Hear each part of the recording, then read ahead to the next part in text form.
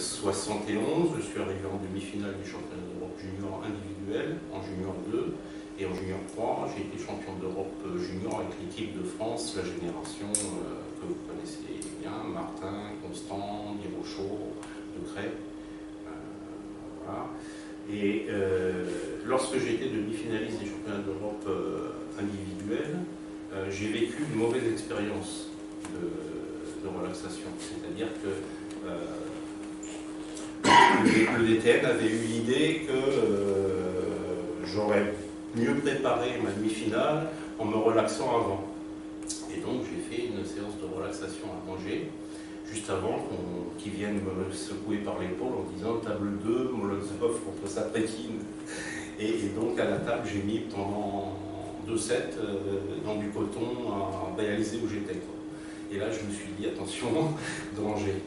Et donc, c'est des choses qui marquent ça, parce qu'on s'en souvient toute sa carrière, donc de ne pas refaire les erreurs qu'on a subies.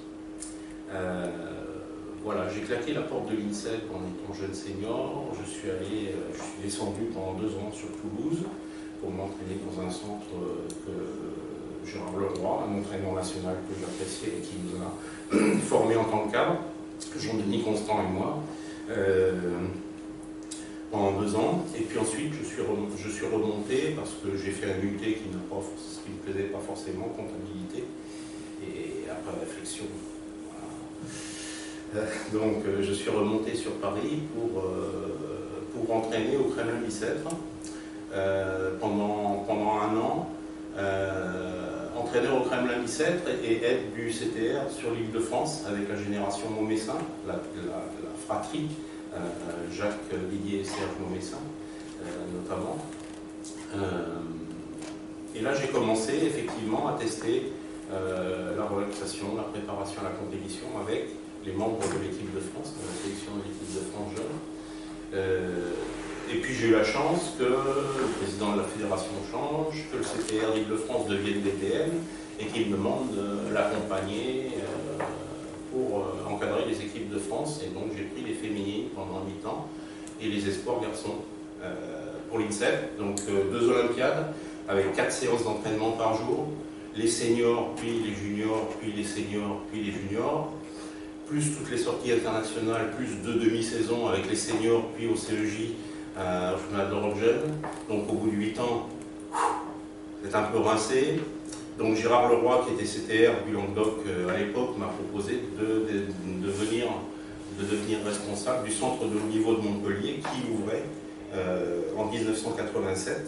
Alors j'avais envie d'aller avec les filles jusqu'à l'Euro-Paris 88, mais j'ai dit oui, je commence à avoir un peu, voilà, à être lassé de ce que je fais, et puis je voudrais repartir sur les jeunes. Et donc j'ai eu la responsabilité de la direction du centre de haut niveau, ce qu'on appelle maintenant le Pôle France, à Montpellier, jusqu'en 2001, où il a ensuite migré sur Warnow. Voilà, et puis dans le même temps, j'ai travaillé avec le TTU sur les stages EuroKids, qui étaient l'émanation des meilleurs 11-12 ans des nations européennes, un garçon et une fille accompagnés d'un cadre, des stages d'1 semaine à différents endroits de l'Europe. Et là, ça a permis aussi d'échanger avec des cadres étrangers. J'étais responsable de ces stages avec Leszek Kucharski, le Polonais. Et donc, on organisait... Un joueur très calme. Ouais, mais un très bon entraîneur, par contre, avec, oui, très dynamique. Hein. Donc, ça... Et puis à la suite de ça, c'est l'ITTF qui m'a demandé en fait de rédiger le manuel de formation des cadres niveau supérieur de l'ITTF.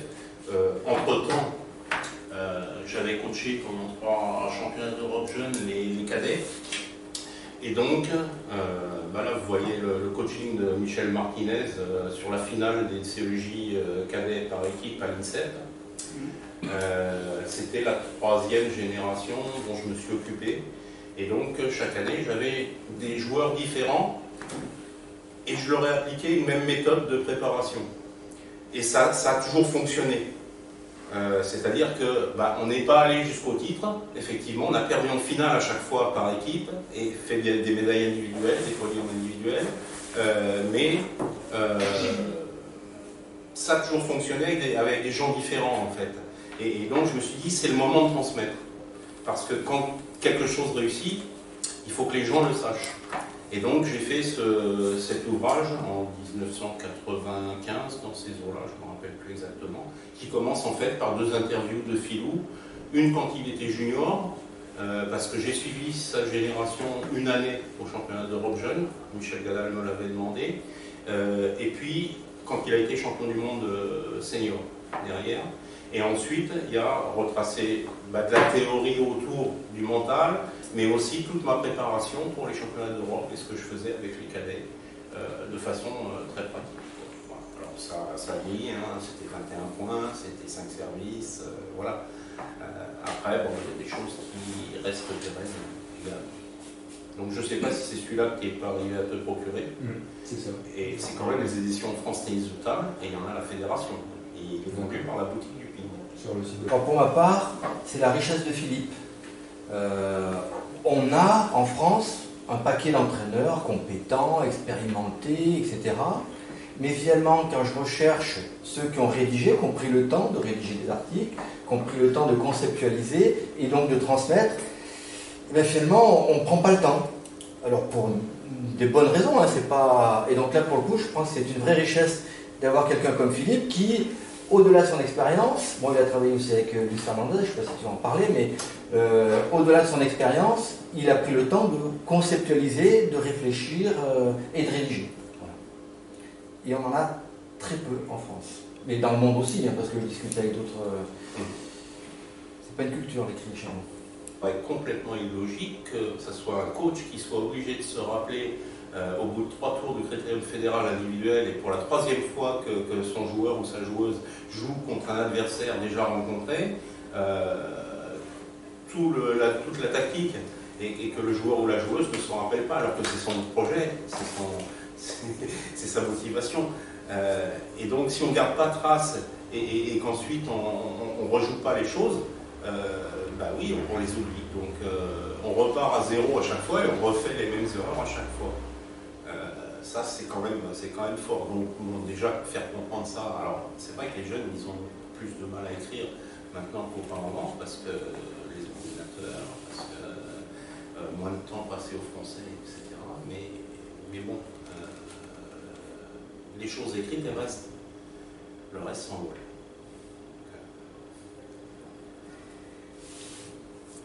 Et donc, j'en étais sur ma fin de carrière, qui ne va pas tarder à arriver. Donc, ça fait maintenant 40 ans que je me suis passionné pour la prépa mentale, parce que moi aussi, quand j'étais joueur, j'avais peur, j'avais des problèmes.